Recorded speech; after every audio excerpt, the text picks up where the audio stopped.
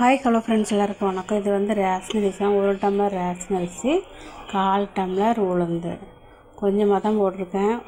ஒரு 2 ஸ்பூன் உளுந்து தான் வரும். கொஞ்சோண்டு வெந்தயம், அவ்வளோதான் போட்டு ஊற வச்சு அப்படியே உளுந்து தனியாக அரிசி தனியாக தான் அரைக்க போகிறேன்.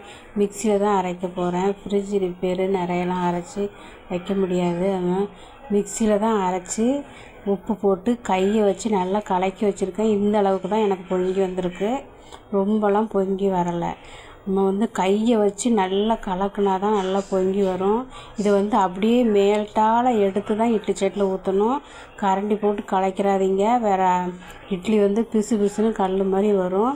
கலக்கவே கூடாது. அப்படியே மேல்டால் எடுத்து இட்லி தட்டில் வச்சு ஊற்றிடணும். கை போட்டு கலந்தவங்க பாருங்கள், எவ்வளோ பஞ்சு போல் வந்திருக்கு பாருங்கள். நம்ம கரண்டியை வந்து கலக்கிறதுனால தான் அந்த இட்லி வந்து பிசு பிசுன்னு கல் மாதிரி வருது. நல்லா பொங்கி இருக்கும்ல, அப்படியே மேல்டால் எடுத்து தான் ஊற்றணும். இதுதான் இந்த இட்லிக்கு வந்து டிப்ஸுங்க பாருங்கள். ரேஷன் அரிசி தான் பாருங்கள், பிசு பிசுலாம் இல்லை, நல்லா பஞ்சு போல் சாஃப்டாக வந்திருக்கு. மிக்சியில் தான் அரைச்சிட்டு கையை வச்சு இதுதான் இதுக்கு டிப்ஸு. கலக்கக்கூடாது. அப்புறம் கையை இந்த ஃபஸ்ட்டில் புளிக்க வைக்கும்போது கையை வச்சு நல்லா கலக்கணும். பொங்கினதுக்கப்புறம் கரண்டி போட்டு கலக்கக்கூடாது. இதுதான் இட்லிக்கு டிப்ஸு. வேறு அழகாக சாப்பிட்டா வந்திருக்கு பாருங்கள். ரேஷன் அரிசி தான் நான் போட்டேன்.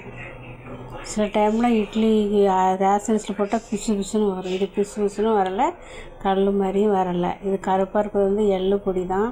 நான் வீட்டிலே எள்ளு பொடி அரைச்சேன்.